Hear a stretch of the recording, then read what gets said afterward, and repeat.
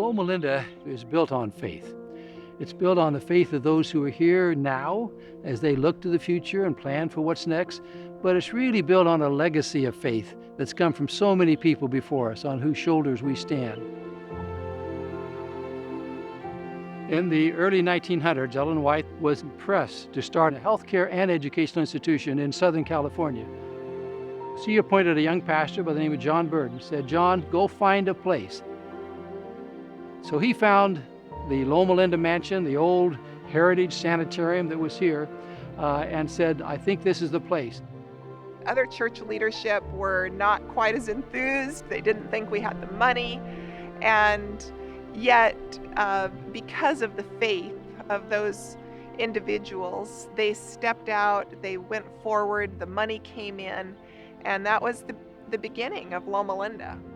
Some 30, 40 years ago now, it was suggested that we put up a sculpture, and since there's been a legacy, 5 different sculptures now that have been put up across campus that represent different aspects of the healing ministry.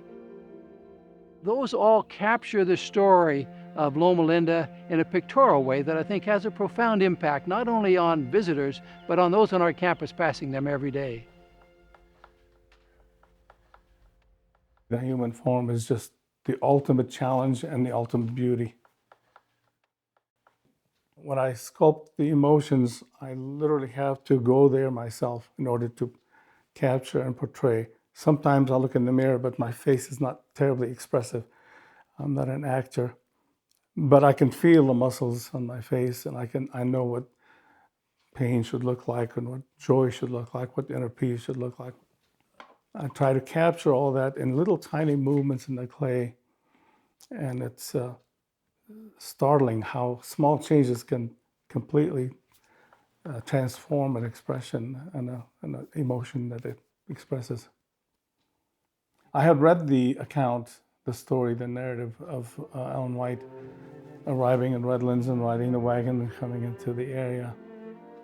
My familiarity with the story helped me recreate it in my mind. I think because Ellen White had such a close relationship with Jesus, that when she made a proclamation, it usually was pretty authoritative and comforting, even though at the time the financial commitment for something like the Loma Linda campus would have been enormous. They couldn't even imagine how they're going to get there. The expression on her face that I wanted to portray is affirmation, confirmation, and internal joy. Yeah, this is it. I wanted to capture that moment where things settled for all 3, because there was no questioning Ellen White at that point. She's seen this place.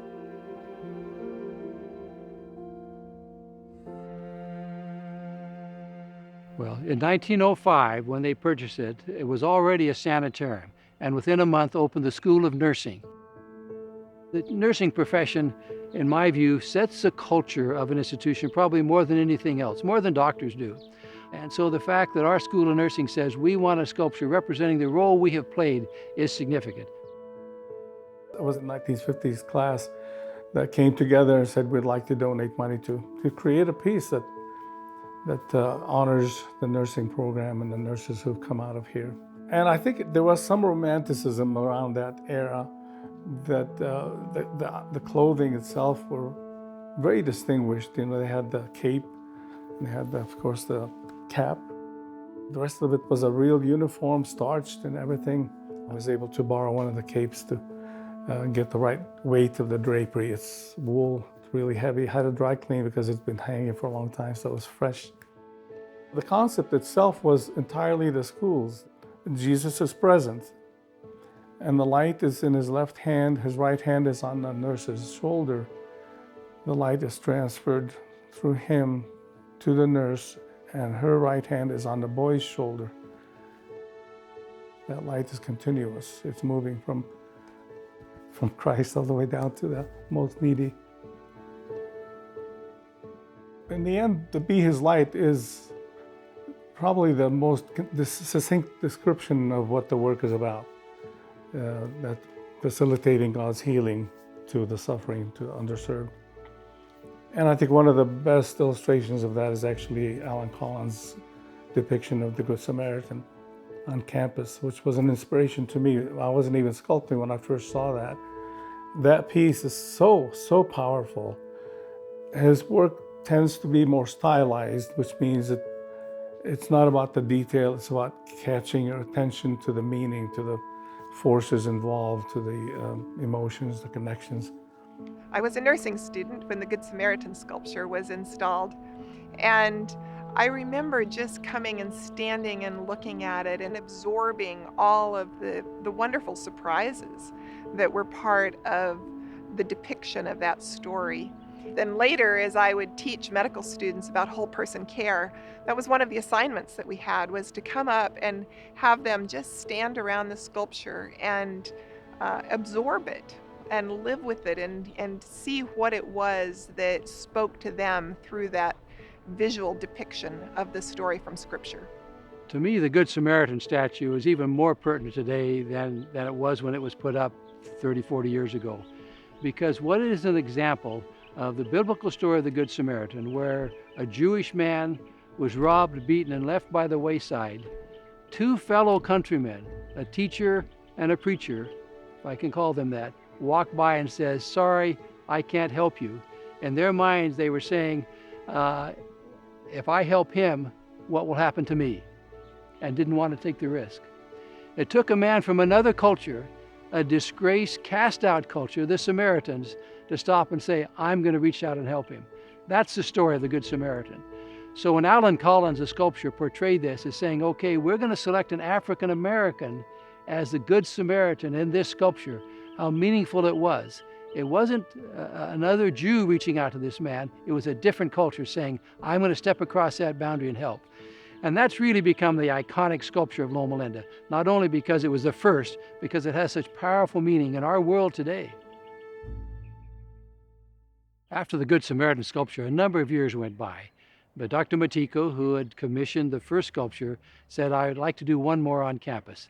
And as we thought about it and brainstormed with him, the feeling was the story of the woman who touched the hem of Christ's garment is so powerful. We placed it in front of our Centennial Complex, our main academic building on campus, basically with a reminder that students, everything you do, every patient you touch, remember that it's Christ is the healing power behind that. I really loved Alan's approach on this one. There was genius to put just footprints on the ground. Beautiful solution to a difficult problem. How do you depict the crowd and all the tension that's happening around Jesus? You can see the timidity in her. I have to do this, but I don't want anybody to see me because I am condemned already as it is. And in Jesus' portrayal, he's not judgmental, but forceful. Who touched me? He wanted to confront her fears. He wanted her to come out and say, yeah, it's me. Don't be ashamed of it. Your faith has healed you. That is powerful stuff. The sculpture we call Come Unto Me was Victor East's first sculpture on this campus. And as we brainstormed with Victor, the idea of how do we portray the welcoming aspect of Loma Linda? The whole atmosphere of the piece is to come to Jesus, burdened, weighted down, sick, come. I'm here, I'm not leaving, I'm here for you. And you will have peace and healing.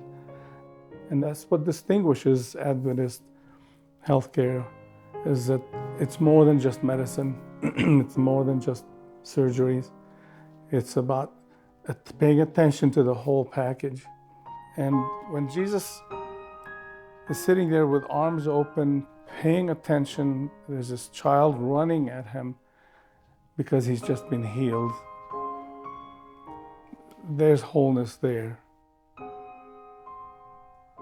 So I stand here on top of the Hill Beautiful, the very place where Ellen White first came to Loma Linda and projected, prophesied the future of Loma Linda.